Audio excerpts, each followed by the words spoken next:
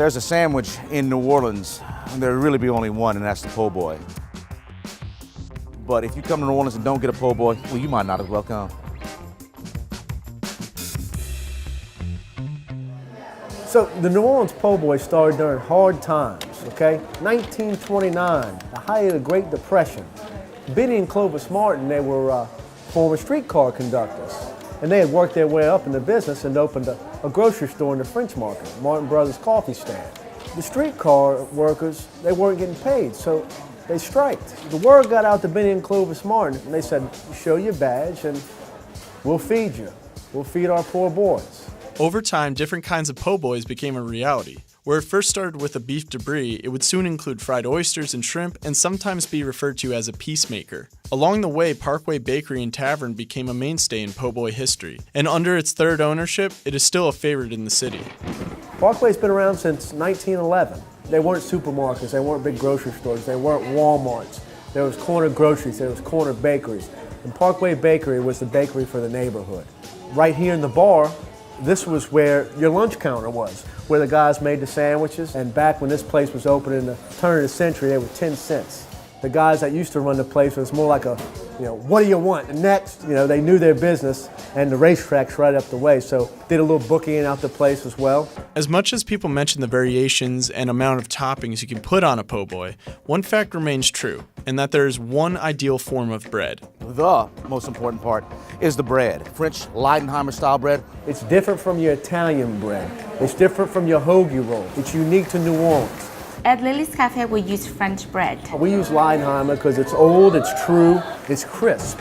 But when you cut it, the inside's soft like cotton candies. It's not dense. You're really focusing on what's inside that bread. Next day, not really worth a whole lot, but day of baked Leidenheimer bread is absolutely fantastic. This is very similar to the French bread that the French brought into Vietnam in 1858. What few people in New Orleans realize, though, is that many Vietnamese were trained in classical French baking. Starting in 1975, New Orleans saw an influx of Vietnamese refugees, and would go on to become some of the best bakers New Orleans had to offer.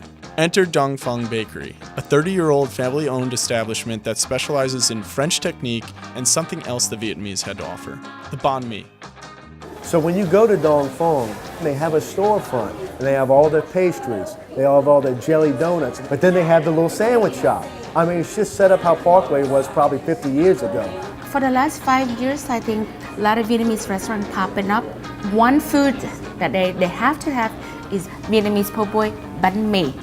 You will cut the banh mi in half, you will spread it with the French butter, with pate, one line of soy sauce, one line of sriracha, cucumber, jalapeno, and cilantro.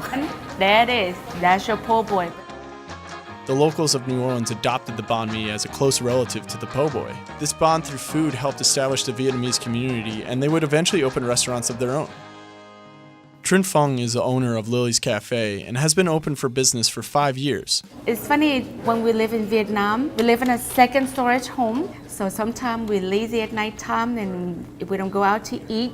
This person who's selling banh mi in a big basket from the second floor, we were just like, hi, give us some banh mi. We put the strings down and then they would tie the banh mi up and then we roll it up.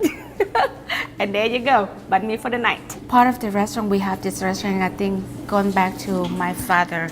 He was a French chef, the best of the best. His taste is just phenomenal, and I think I got that from my father.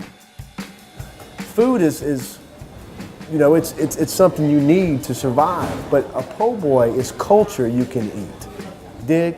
This is a tale of Croatian immigrants, an Italian family, and one city's undying love for oysters.